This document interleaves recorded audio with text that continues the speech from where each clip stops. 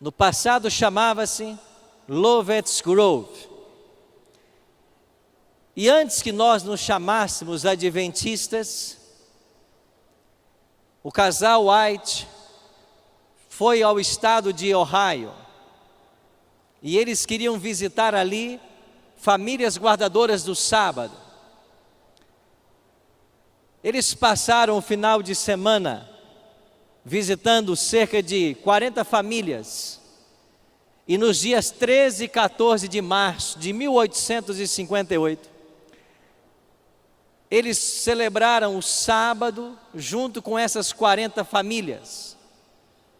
E ali reunidas numa schoolhouse, eles passaram um alegre sábado. Nós não nos chamávamos ainda adventistas do sétimo dia. Esse nome só chegou no início da década de 1860. Naquele sábado, faleceu um garoto de apenas 5 anos de idade. E então o pastor Tiago White foi convidado para celebrar o funeral de William Avery. E eles ficaram para o domingo. E no domingo, o pastor Tiago White fez o seu sermão. E após terminar, ele perguntou se Ellen, sua esposa, queria dirigir algumas palavras aos enlutados. Ellen disse que sim, mas quando ela começou a falar, ela foi tomada em visão. E essa visão durou cerca de 2 horas. Você consegue imaginar no meio de uma cerimônia fúnebre, a profetisa em visão, e agora todos têm que esperar terminar a visão para dar prosseguimento à cerimônia? Pareceu algo bem inconveniente. E Tiago White tentou explicar o que estava acontecendo, como funcionavam as visões. E de fato as pessoas foram embora naquela tarde de domingo, dizendo uma coisa: hoje vimos coisas estranhas. No dia seguinte, na segunda-feira, a família Tillotson levou o casal White até uma pequena estação ferroviária na cidade de Fremont. E ali eles pegaram um trem em direção a Jackson, no estado de Michigan, aonde fariam uma parada e depois seguiriam mais 80 quilômetros para Battle Creek. Dentro do trem, Ellen G. White teve tempo para conversar com Tiago a respeito do que ela vira durante a visão no dia anterior. O Dr. Roger Kuhn, em sua obra, diz que nesse trem havia um passageiro invisível, não pagante, que prestava muita atenção na história: Satanás. E quando Satanás ouviu as palavras de Ellen a respeito da visão, era uma descrição da origem do pecado no universo, do grande conflito ao longo da história e de como ele vai terminar. E quando o diabo percebeu que toda a sua estratégia seria revelada nas visões que Deus havia concedido a esta mulher, na ocasião com cerca de 30 anos, Ellen G. White, o diabo se propôs a não deixar que a visão fosse divulgada. E quando o casal chegou na casa dos amigos Dan e Abigail Palmer, em Jackson, não está funcionando para mim, passe por favor o próximo slide. Quando eles chegaram na casa de Dan e Abigail Palmer, em Jackson, Ellen G. White foi acometida de uma paralisia. E posteriormente ela escreveu: uma sensação estranha e fria atingiu meu coração. Passou pela minha cabeça, desceu pelo meu lado direito. E por um tempo fiquei insensível, mas fui despertada pela voz de sincera oração. Tentei usar meu braço e membro esquerdos, mas eles eram perfeitamente inúteis. E ela ficou tão abatida que achou que seria seu fim. Achou que morreria a 80 quilômetros de casa. Achou que nunca mais veria seus filhos. Mas Deus levantou sua profetisa. Tiago White a ajudou no trajeto até Battle Creek. E quando lá chegou, ela estava tão enferma, mas Deus disse que ela precisava escrever o que ela havia visto. Passa para mim. E aí na sua casa em Battle Creek, ela escrevia uma página por dia e descansava 3 dias. Escrevia mais uma página e descansava mais 3 dias. E Deus revelou então para ela que o ataque de paralisia que ela sofrera na casa de Dan Palmer tinha sido o próprio Satanás tentando estrangulá-la.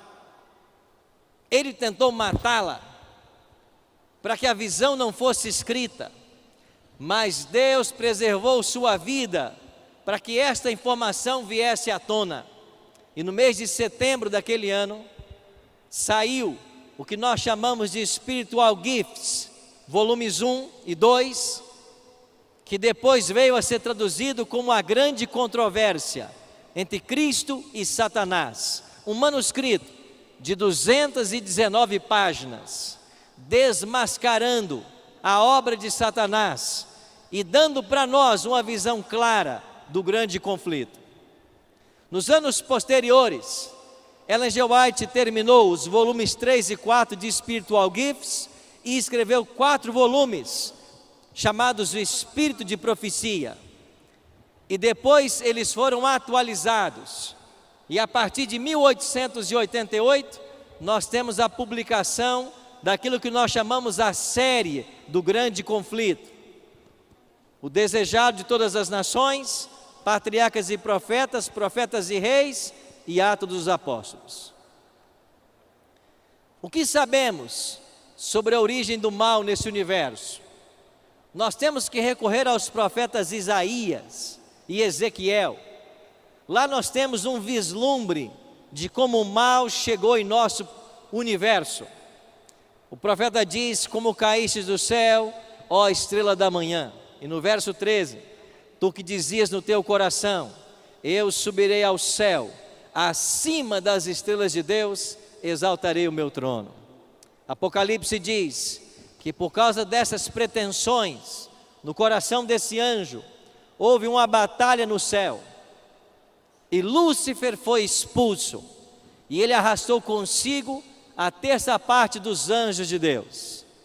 Ellen G. White amplia um pouco a visão, e ela diz que Deus, em sua grande misericórdia, suportou longamente a Satanás.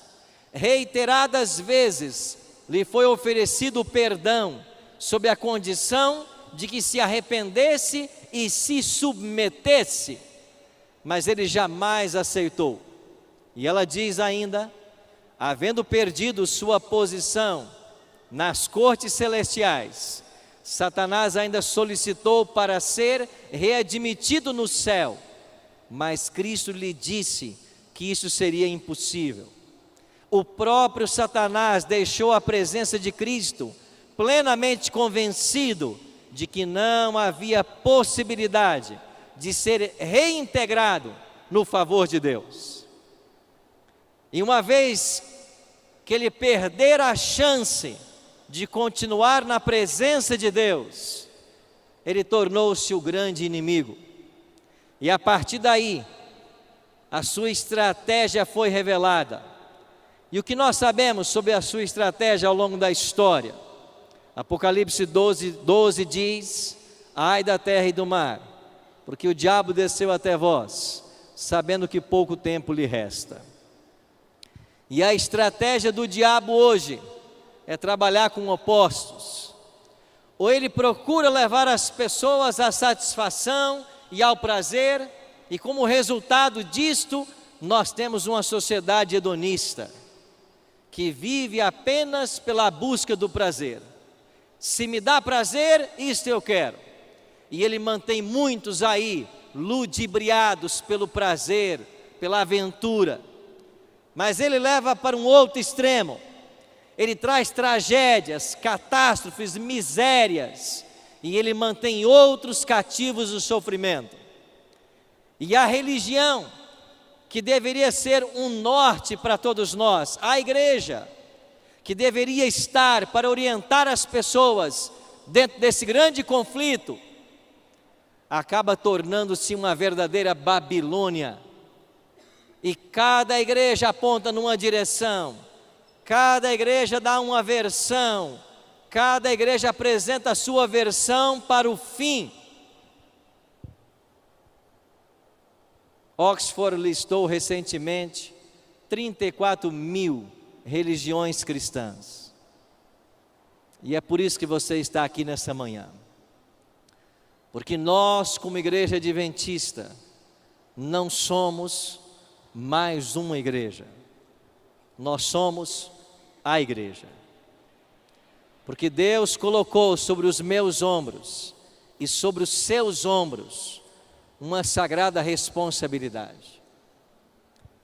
Não existe outra igreja na face da terra que tenha uma visão tão clara a respeito do grande conflito, como ele se desdobra e como ele vai ser concluído.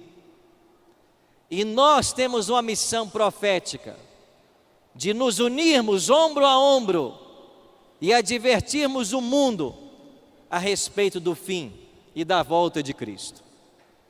Ellen G. White tem 2 textos que eu queria ler com vocês. O primeiro deles em Testemunhos Seletos, volume 2. Não temos tempo a perder. O fim está o quê, irmãos? Próximo. Segundo a luz que me foi dada por Deus, diz ela, sei que as potências das trevas estão trabalhando com intensa energia que procede de baixo, e a passos furtivos vai Satanás avançando para se apoderar dos que agora se acham distraídos, qual lobo que se apodera da presa. Muitos estão ensinando que o diabo não existe, muitos estão fazendo brincadeira com ele, mas ele está furtivamente desenvolvendo sua obra e levando milhares à ruína, e nós não temos tempo a perder. E ela faz uma outra advertência em Testemunhos Seletos, no volume 3. Os membros da igreja devem estar sempre prontos para entrar, quando, amigos? Imediatamente em ação. Aonde quer que vejamos o trabalho por fazer, devemos lançar-nos a ele e executá-lo, olhando para quem? Para Jesus, constantemente para Jesus. E se cada membro fosse um missionário vivo, o evangelho seria rapidamente proclamado em todos os países, a todos os povos, nações e línguas. Mateus 24:14 se cumpriria, e então Jesus voltaria. Por isso eu e você estamos aqui nessa manhã. Nós somos os membros desta igreja, e o apelo para mim e para você é que nós sejamos um missionário vivo, aonde quer que estivermos. Aí temos que ser um missionário. E Deus tem pressa em sua obra. O Espírito Santo está trabalhando de forma extraordinária. E Ele está precisando de homens e mulheres que se coloquem ao seu dispor para uma obra sobrenatural. Outro dia eu recebi uma ligação da Bahia.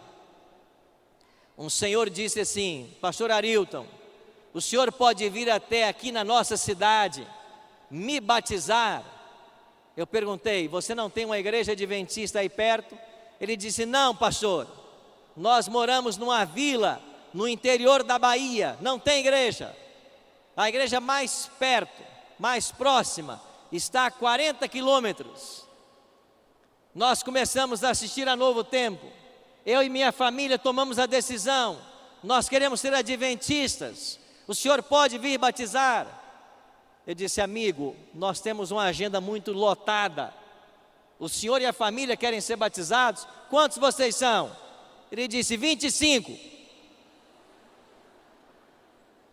Eu pensei assim: eu acho que apareceu uma vaga na minha agenda. Vocês são 25? Irmãos, eu não pude batizá-los, mas um outro pastor foi. E sabe quantas pessoas o pastor batizou? 33. E eles, a família, construíram a igreja adventista do local. O Espírito Santo tem pressa. Ele está esperando homens e mulheres se levantarem, se colocarem disponíveis para que Ele possa usar.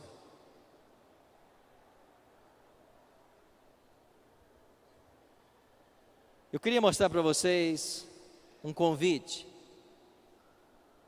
Isso é um convite de Semana Santa. Ele foi distribuído num bairro da periferia, lá da Grande Vitória, no Espírito Santo.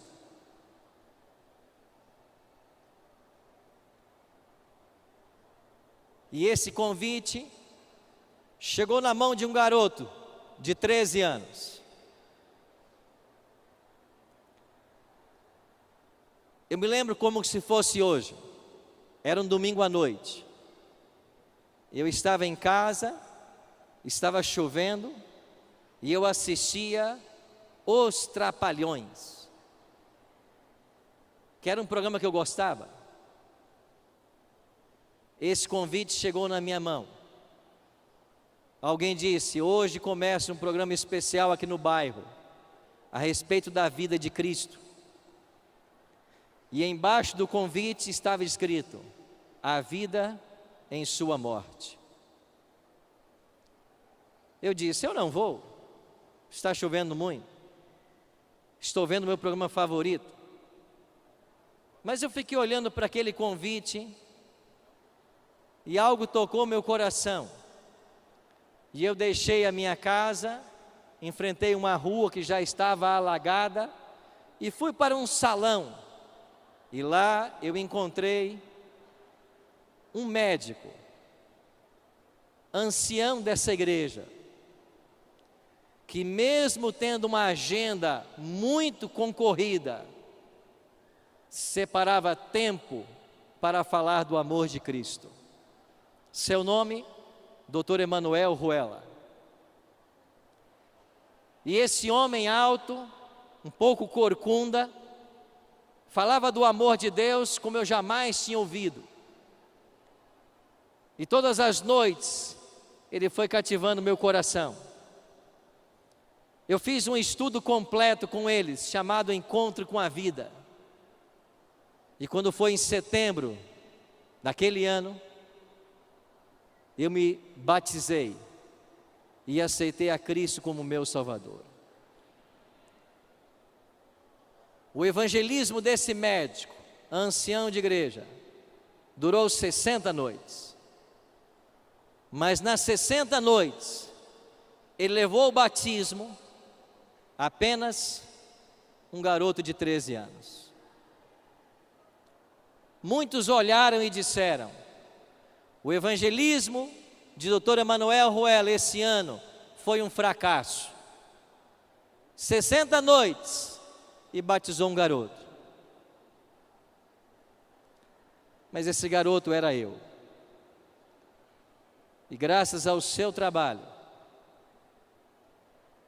eu não tive o destino que tiveram meus amigos de infância. Todos morreram nas drogas. Todos. Você não tem ideia do quanto o seu trabalho é precioso. Você não tem ideia de quanto é valoroso cada sermão que você faz. cada estudo, cada evangelismo. E mesmo tendo se passado mais de 30 anos, eu guardo esse convite comigo até hoje, porque há mais de 30 anos eu recebi um convite da Igreja Adventista. Graças a esse folheto, a esse papel, eu pude ter a minha oportunidade, a minha experiência com Jesus. Você foi chamado aqui hoje para fazer uma obra excelente. Nós, pastores, até recebemos para fazer isso. Você não. Mas Deus um dia vai recompensar você. Nós não podemos. A igreja não vai poder nunca recompensar você pelo que você faz. Você podia estar com a sua família, podia estar no lazer, podia ter viajado, mas nesse domingo, você veio aqui para esse local, porque Deus tem um plano especial na sua vida. Ele quer usar você, e só a eternidade vai revelar os frutos do seu trabalho. Por isso, se prepare, porque vai ser um domingo muito especial. E se nós nos colocarmos à disposição de Deus e de seu Espírito, nós veremos milagres acontecerem. E enquanto ela viajava para Jackson, Michigan, voltando para casa, ela contou em um trem a visão para Tiago White. E quando eles chegaram em Jackson, na casa de Dan e Abigail Palmer, o diabo tentou matar Ellen G. White. Ele não queria que a visão fosse revelada. Pode passar? Mas Deus levou avante o seu projeto e ajudou a profetisa a escrever 219 páginas com muita dificuldade, que depois veio a ser a série Grande Conflito que nós conhecemos. Prezo mais o livro Grande Conflito do que a prata e o ouro, e desejo grandemente que seja apresentado ao povo. E enquanto escrevia o manuscrito de O Grande Conflito, eu me sentia muitas vezes consciente da presença dos anjos de Deus. Pode passar. Ellen G. White narra em detalhes singulares todo o conflito que se originou no céu e a expulsão de Lúcifer de lá. Em ocasião eu fui chamado para um debate numa rádio e eu estava falando a respeito da veracidade do dom profético. E ali havia mais 3 pastores e um deles disse assim para mim, com um grande conflito nas mãos: Pastor Arilton, se essa mulher é profetisa, me explica então o que ela está escrevendo aqui. E ele leu partes do Grande Conflito que dava detalhes a respeito da expulsão de Lúcifer no céu. E depois ele se voltou para mim e perguntou: aonde está mesmo isso na Bíblia, pastor? Se ela escreve além do que está na Bíblia, ela não é uma falsa profetisa? Irmãos, há momentos difíceis, né? Mas o Espírito Santo sempre está aí para nos ajudar. E na mesma hora me veio a resposta. E eu disse para ele assim: Ellen G. White escreveu algo que não está na Bíblia. E ela pode fazê-lo porque ela é uma profetisa. Porque só o profeta pode dar uma informação que não está na Bíblia. Agora, se você me provar que ela é uma falsa profetisa, eu dou o braço a torcer. Você pode? E ali nós passamos os testes de um verdadeiro profeta, e ele entendeu que por ela ser profetisa, ela pode trazer detalhes que a Bíblia não traz. E Ellen G. White traz detalhes. Essa rebelião que começou no céu, pode passar, foi para o Éden. E você sabe que o diabo conseguiu enganar Adão e Eva. E então Deus ali mesmo fez uma promessa. Em Gênesis 3,15 aparece essa promessa: Gênesis 3,15 é conhecido como proto-evangelho. Deus disse assim: haverá inimizade entre a mulher, Eva, e a serpente, o descendente da mulher e a serpente. E essa profecia cumpriu-se com a vinda de Cristo. Interessante que quando Adão e Eva têm o seu primeiro filho, Gênesis 4:1 vai dizer, vai registrar palavras de Eva: adquiri um varão com o auxílio do Senhor. Assim traduziu-se o português, mas no original hebraico não está assim. O hebraico diz: adquiri um varão, o Senhor. Eva esperava que Caim fosse o Messias, mas a história mostrou que não era. Depois Deus estabelece aliança com Noé, os filhos de Noé. Um deles era Sem, as famílias semitas. E foi com as famílias semitas que Deus estabeleceu sua aliança. Mas a inimizade colocada entre a serpente e o descendente da mulher já começou desde o paraíso. E quando nós chegamos nas famílias de Noé, Sem, Cão e Jafé, é a família de Sem que vai manter a aliança. 10 gerações depois de Sem, chega Abraão. Abraão foi pai de Isaac, pai de Jacó. Jacó teve 12 filhos, 12 tribos. E o que fez o diabo com essas 12 tribos? Ele perseguiu-as. No ano 722 a.C., ele consegue destruir 10 das 12 tribos. E das duas que sobraram, Judá e Benjamim, elas vão parar em cativeiro. E nós temos o cativeiro babilônico, 70 anos de escravidão. Mas lá no cativeiro babilônico, o povo já tinha a promessa de um libertador, seria Ciro.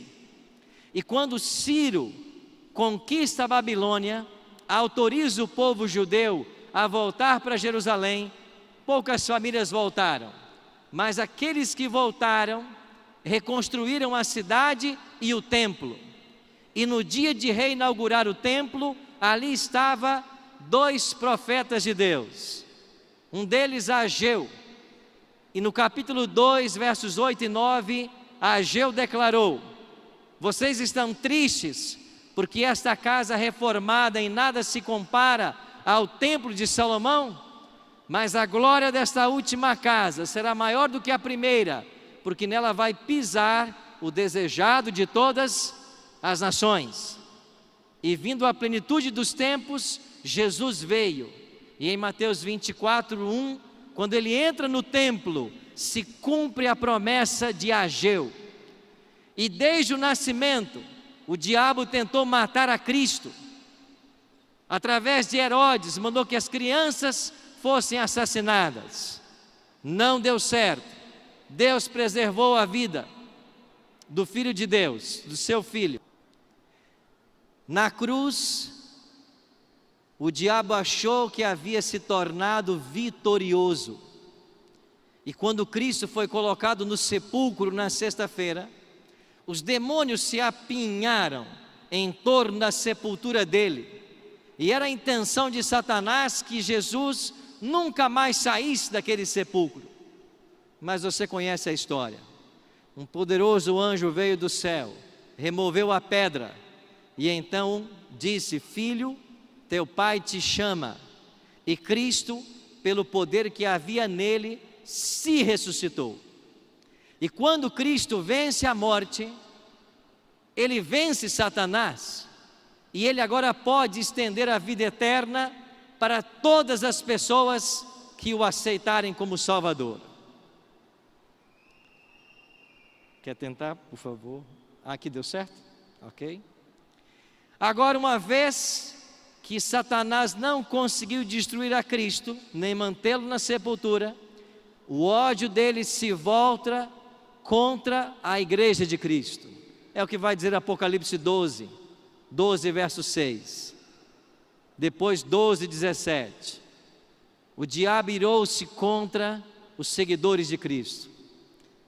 E logo no ano 67, 2 baluartes da igreja cristã primitiva, Pedro e Paulo, são mortos por ordem de Nero. No ano 70, Jerusalém foi destruída. E do ano 72 até o ano 80, os judeus escravizados na destruição de Jerusalém foram forçados a construir o Coliseu Romano. E quando o Coliseu foi inaugurado, morreram 10.000 animais selvagens e 5.000 cristãos nos meses de festa inaugurando o Coliseu. Até hoje o Coliseu permanece como um símbolo de milhares que ali depuseram suas vidas por amor a Cristo. Mas Apocalipse 12 diz que esta perseguição à mulher duraria 1260 anos. E nesses 1260 anos, o diabo perseguiu aos que buscavam ser leais à palavra de Deus. Podemos mencionar entre eles os valdenses, os albigenses, os huguenotes, um povo pacífico que buscava seguir a vontade de Deus e sua palavra. Foram perseguidos e mortos. No século XII, o diabo estabeleceu, quem sabe, o seu pior estratagema, o Tribunal do Santo Ofício.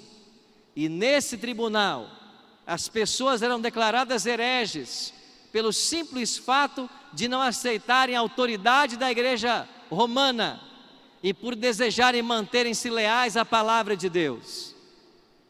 Existem historiadores que afirmam que nesses 12 séculos morreram cerca de 150 milhões de cristãos.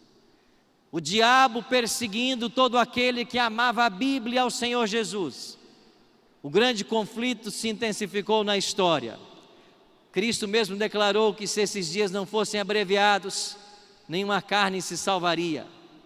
E o que trouxe a abreviação, as perseguições da Idade Média, foi o movimento da Reforma Protestante. Mas antes que a Reforma chegasse, aí nesse mesmo prédio, na cidade de Constança, na Alemanha, foram condenados à fogueira John Hus e Jerônimo de Praga. E quando chegamos na Reforma Protestante, o maior expoente desse movimento, Lutero, também foi severamente provado. E Lutero foi chamado a Worms para defender a sua visão. E a igreja romana queria que ele renunciasse àquilo que ele ensinava em seus livros. E lá em Worms, a igreja intencionava matá-lo. Mas por ajuda ou com a ajuda de Frederico, o sábio da Saxônia, Lutero foi sequestrado e levado para um castelo onde ele passou 10 meses em segurança. Aí está o castelo de Wartburg. E esse Frederico sábio era apaixonado com a causa de Lutero. E ele disse para os seus soldados: eles vão matar Lutero, para que não matem, vocês o sequestrem e coloquem ele nos meus domínios, mas num local aonde eu não saiba, porque se eles descobrirem o meu apoio e me torturarem, eu não poderei entregá-lo. E por 10 meses Lutero ficou aí, oculto nesse castelo, de onde traduziu o Novo Testamento para o alemão. E quando todos pensavam que Lutero estava morto, o povo estava tendo a Bíblia na sua língua. O autor de Hebreus capítulo 11 diz que todos esses que morreram ao longo da história eram homens dos quais o mundo não era digno. E quando nos aproximamos do fim agora do grande conflito, Ellen G. White faz uma previsão. No grande conflito, na página 48, ela escreveu: haja um reavivamento da fé e do poder da igreja primitiva, e o espírito de opressão reviverá, reacendendo-se as fogueiras da perseguição. Amigos, o que está diante de nós nesse grande conflito? Deus vai levantar dentro dessa igreja um tremendo movimento, que vai ser liderado pela chuva serôdia.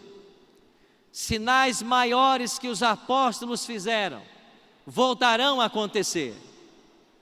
E quando esses sinais começarem a acontecer, quando as 3 mensagens começarem a ser pregadas no poder do Espírito, as perseguições voltarão.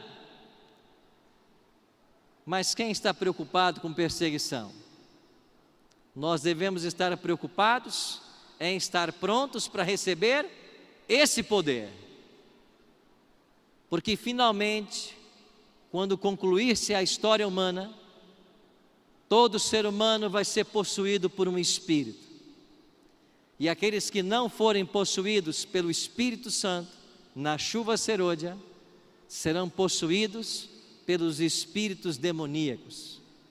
Porque os 4 anjos soltarão os ventos, e o ser humano ficará entregue à mercê de Satanás.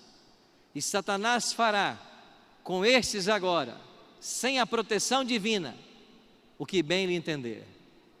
E eu fico pensando, se num tempo onde o Espírito atua como hoje, nós testemunhamos as maiores atrocidades acontecerem, o que vai acontecer quando o Espírito finalmente se retirar da terra?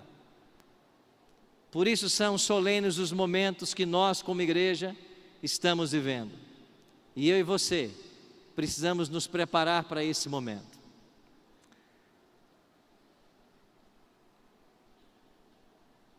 Último, passa para mim, por favor. Ok. Apocalipse 13, 15. Traz para mim e para você uma profecia. E foi-lhe dado comunicar fôlego à imagem da besta, para que não só a imagem falasse, como ainda fizesse morrer quantos não adorasse quem? A imagem da besta.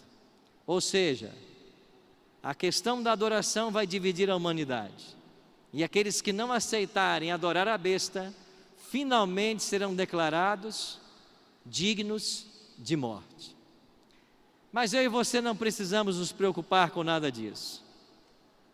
Olha o que escreveu Ellen G. White nesse livro extraordinário, Grande Conflito. Posto que um decreto geral haja fixado um tempo em que os observadores dos mandamentos poderão ser mortos, seus inimigos, em alguns casos, se antecipam ao decreto e antes do tempo especificado, se esforçam por tirar-lhes a vida. Mas ninguém, amém? Ninguém pode passar através dos poderosos guardas estacionados ao redor de toda alma fiel. Alguns são assaltados ao fugirem das cidades e vilas, mas as espadas contra eles levantadas se quebram e caem tão impotentes como a palha.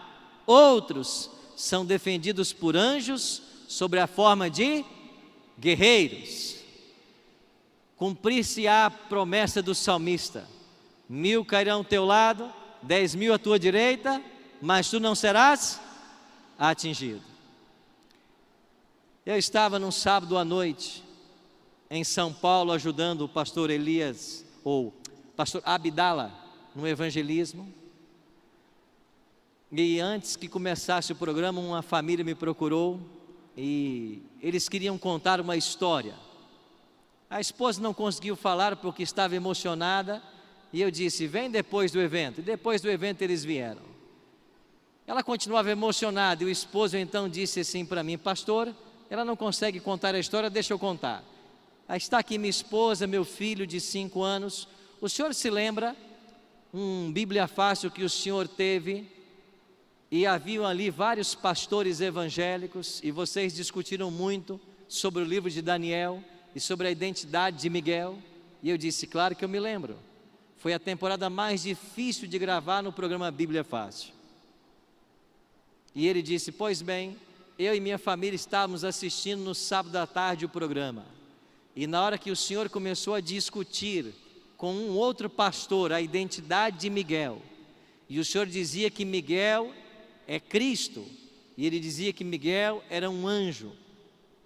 Esse meu filho de 5 anos estava sentado no sofá conosco, e ele, pastor, deu um salto do sofá e foi para perto da TV e disse assim: papai, mamãe, olhem aqui. E nós perguntamos: o que, filho? E ele disse assim: um anjo poderoso ao lado do pastor Arilton. E eles disseram: nós não estamos vendo, filho. E o nosso filho insistia: pai, mãe, olha aqui, do lado do pastor Arilton, um anjo enorme de branco, o senhor não está vendo?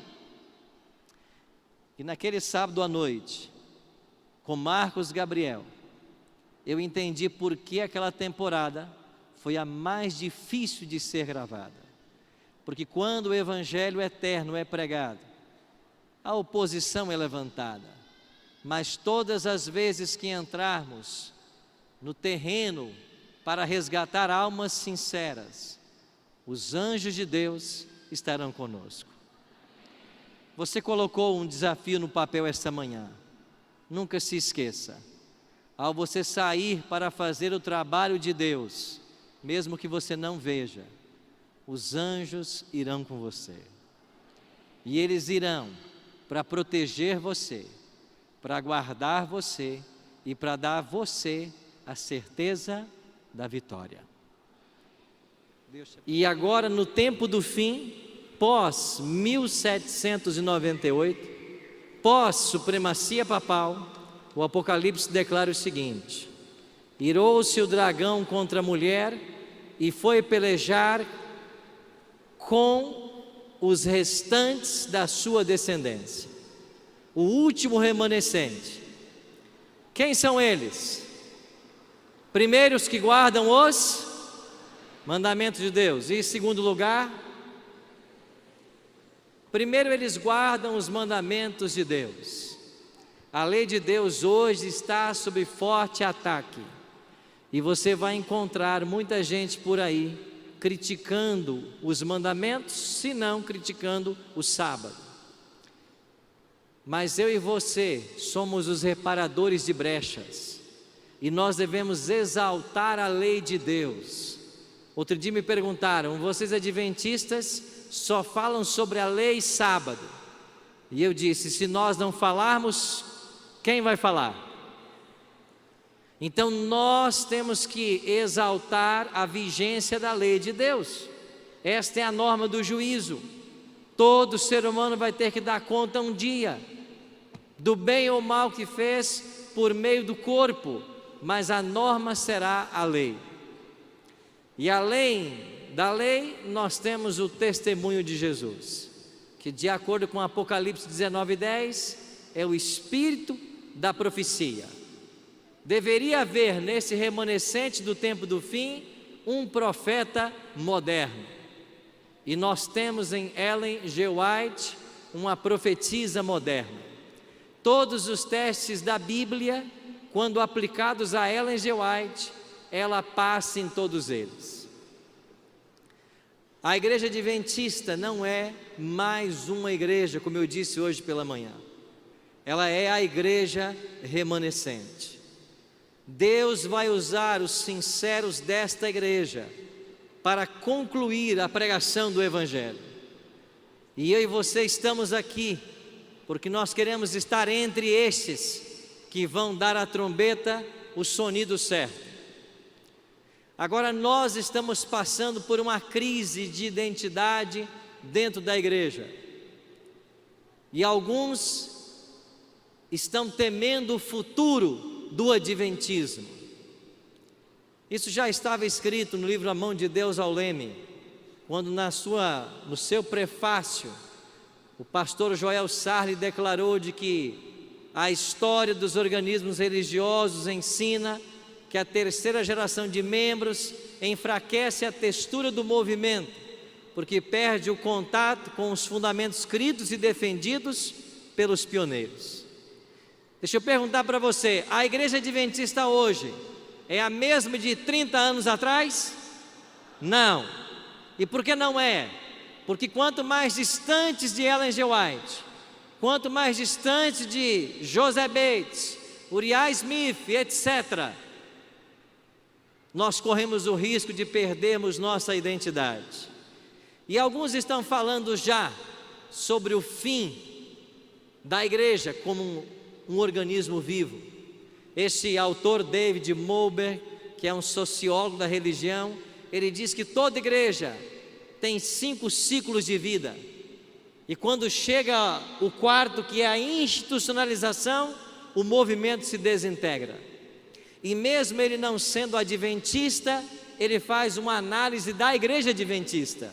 E ele diz assim: os adventistas passaram por sua organização incipiente de 1844 a 1863. Em 1863 foram formalmente organizados. 1900, eficiência máxima, quando todas as instituições estavam a serviço da missão. 1950, ele aponta que começou o processo de institucionalização da igreja e que o próximo passo será a sua desintegração. Será que isso vai acontecer com o adventismo? Há autores, mesmo dentro da igreja, falando sobre este perigo. Por exemplo, Ron Spears escreveu O Adventismo em Crise. George Knight, a senhora gorda do reino, falando do perigo da institucionalização. William Johnson falou de um adventismo fragmentado. A pergunta que vem para mim e para você é: será que Deus tem um plano B? Vai surgir um outro movimento mais leal à revelação divina? Os que estão dizendo que sim, estão apontando para o movimento cíclico da história. E eles dizem o seguinte: olhe para o povo de Israel, era o povo de Deus no Antigo Testamento, deixou de ser, porque não viveu à altura do que Deus esperava. Então Deus levantou a igreja cristã primitiva, mas esta igreja organizada com os 12 apóstolos, ela também vai cair da fé, e Deus vai tirar dela os sinceros e levar para o deserto.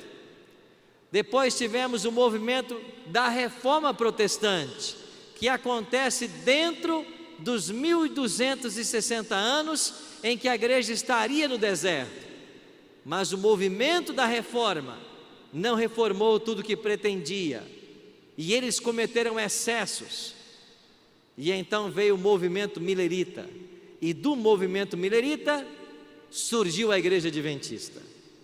Então a pergunta que fica é: será que Deus vai usar outro movimento, como tem usado até aqui na história?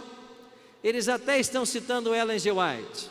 E Ellen G. White tem um texto que diz: por não haverem cumprido o propósito de Deus, os filhos de Israel foram abandonados e o convite divino estendido a outros povos. Se estes, falando dos adventistas, também se provarem infiéis, não serão da mesma maneira rejeitados? Então vem a pergunta: poderia a nossa igreja ser substituída por um outro movimento mais leal à revelação divina? Para responder essa pergunta, temos que considerar 3 fatores. O primeiro deles, a natureza profética do movimento adventista. A igreja adventista é, no mundo, a única igreja que tem certidão de nascimento. Nós nascemos no dia 22 de outubro de 1844, conforme apontava a profecia bíblica de Daniel 8, 9 e Apocalipse 10. Nós não surgimos porque 2 pastores brigaram.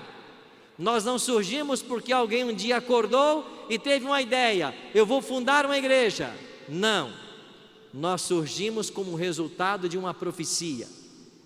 Seremos nós substituídos? Não. Por que não? Porque nós somos a igreja da profecia. Amém? Segundo motivo, nós temos um profeta moderno. Na hora que Deus tinha que levantar essa igreja, em 1844, Deus tinha que suscitar um profeta. O diabo sabia disso e havia levantado nos Estados Unidos milhares de falsos profetas. Deus então chamou Reis em Foz, finalmente ele não aceitou. Deus chamou William Foy, finalmente ele não aceitou. E então Deus chamou Ellen Golden Armour. E esta mulher dedicou 70 anos de sua vida a esse ministério profético. Legou a esta igreja 100.000 páginas manuscritas. Eles não estão no mesmo pé de igualdade que a Bíblia. A igreja adventista não tem doutrina fundamentada em Ellen G. White, mas os conselhos que ela deixou para mim e para você são conselhos divinos que devem ser seguidos. Essa mulher, com muita dificuldade, cumpriu o plano de Deus para a vida dela. Eu me lembro numa ocasião em que ela reclamou com Deus e ela disse: eu não pratico o que eu escrevo, eu estou sendo incoerente, eu viajo muito e meus filhos ficam na mão de outras mulheres. E Deus levava tão a sério o ministério dessa mulher que Deus disse assim para ela: se o problema são os filhos, eu vou tirá-los todos. Ela disse: não, eu vou continuar viajando. Mas você entende como Deus encarava o ministério dessa mulher? E o que eu acho engraçado é que, vez por outra, se levanta alguém dentro da igreja criticando, dizendo não crer no que ela escreveu. Você tem esse direito. Agora, ache nos escritos dela alguma coisa que não está de acordo com a Bíblia. Não critique sem saber. Não seja Maria vai com as outras. Não vá pela cabeça de outros. Terceiro, a igreja adventista tem uma visão de sacudidura escatológica.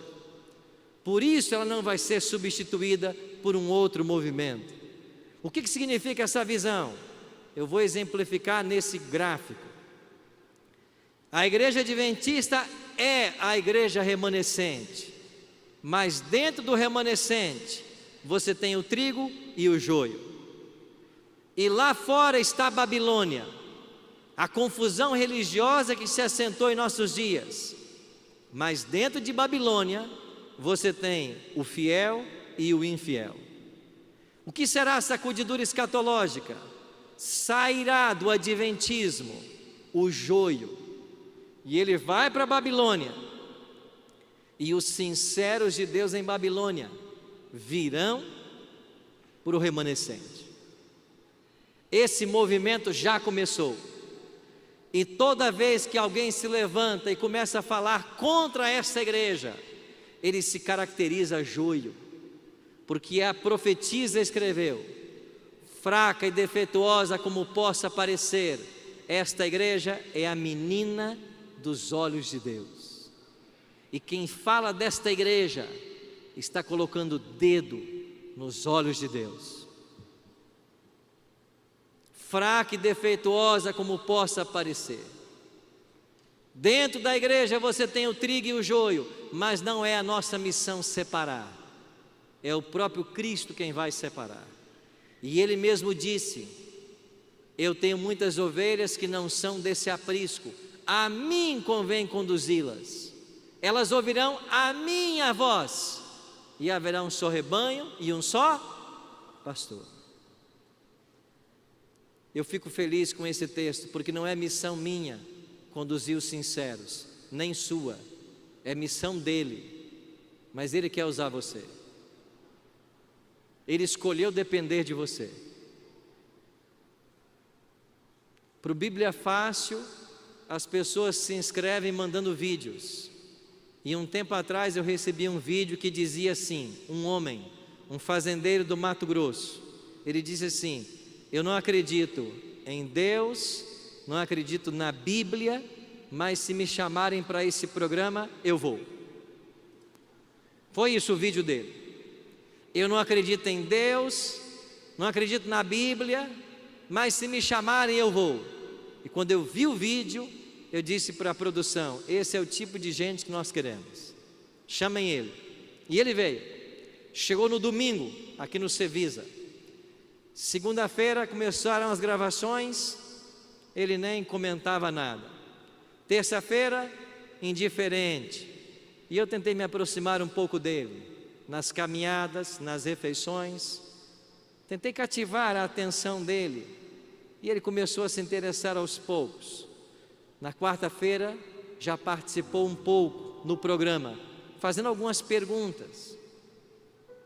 Quando foi na quinta de manhã, quando eu me assentei na mesa para tomar o desjejum no Cevisa, ele chegou e disse: pastor, posso me assentar com o senhor? Eu disse: claro. E ele se assentou e disse: pastor,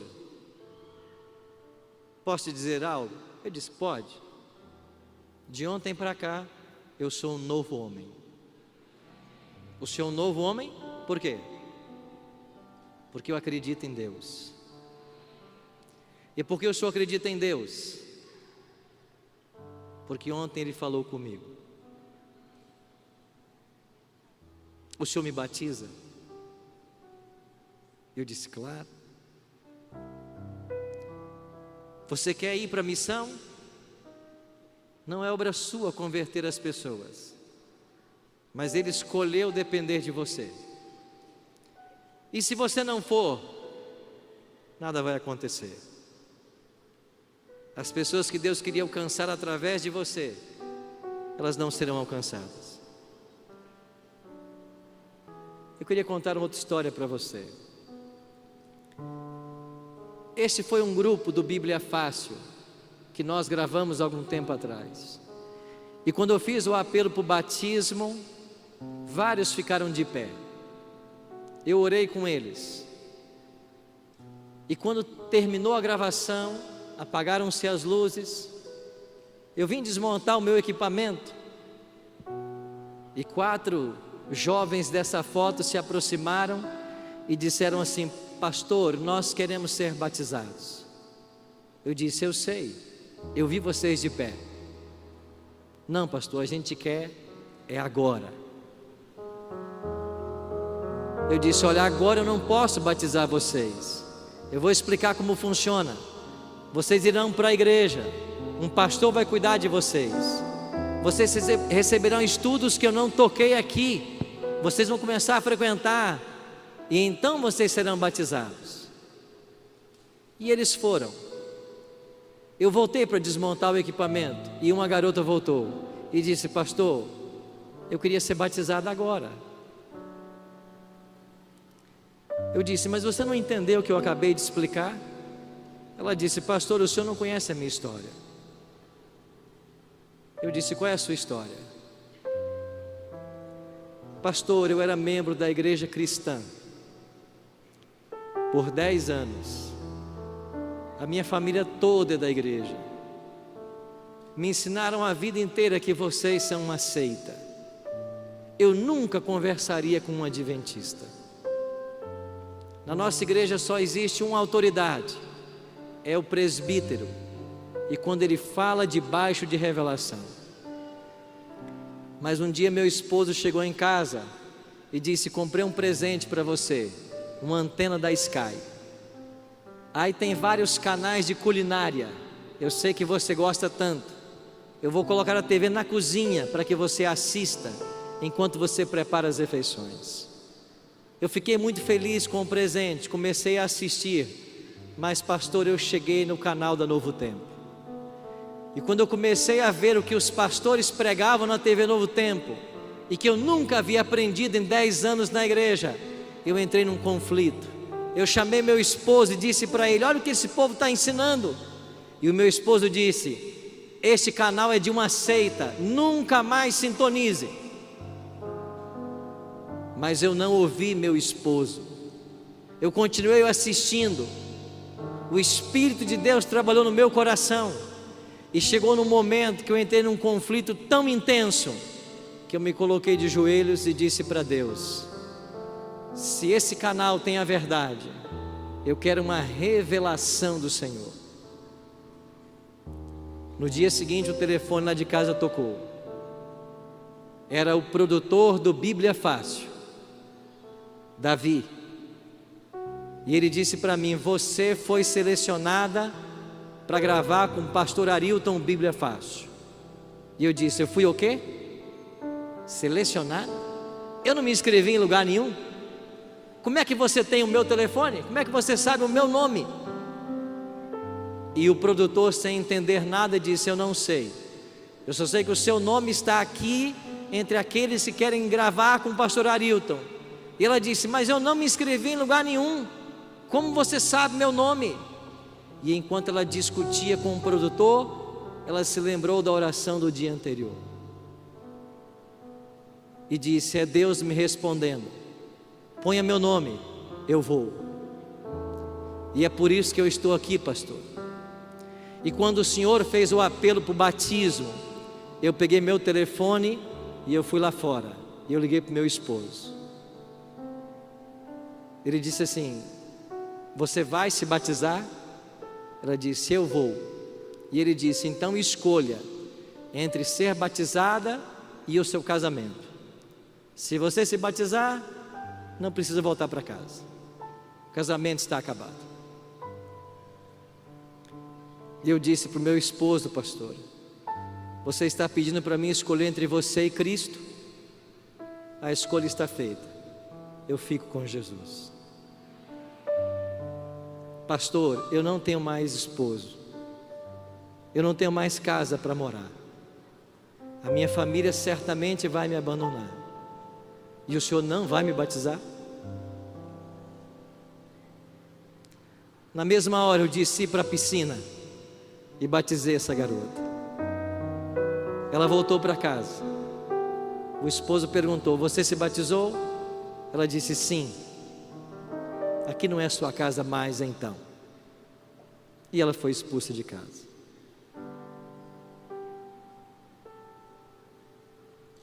Eu queria fazer um convite. Tem alguém nessa tarde que ainda não passou pelo santo batismo, mas você está aqui porque você tem no seu coração desejo de servir a Cristo e de ajudar a salvar outros.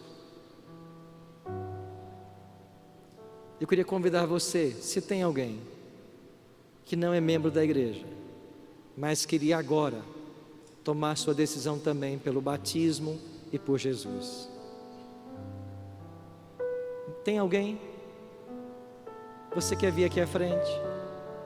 Vamos orar. Pai, muito obrigado por esses milagres que testemunhamos hoje à tarde, por essas vidas que se entregam ao Senhor. Oramos por cada um destes que aqui à frente veio, que o Senhor possa enviar dos céus poderosos anjos para guardá-los e protegê-los até o dia do seu batismo e até o dia da tua volta. Oramos por esses teus filhos e filhas que separaram todo esse dia para estarem aqui neste local. Que o teu Espírito Santo conduza cada um deles. Que o Senhor coloque em nosso caminho as pessoas que o Senhor deseja que alcancemos. E que nós, como um grande exército, unidos num só propósito, ajudemos outros a encontrarem o caminho da salvação. Abençoe a Associação Paulista Central, todos os pastores, a sua liderança, e permita que 2019 seja um ano de lindas vitórias, para a honra e glória do teu santo nome. E é em nome de Cristo que nós te oramos. Amém.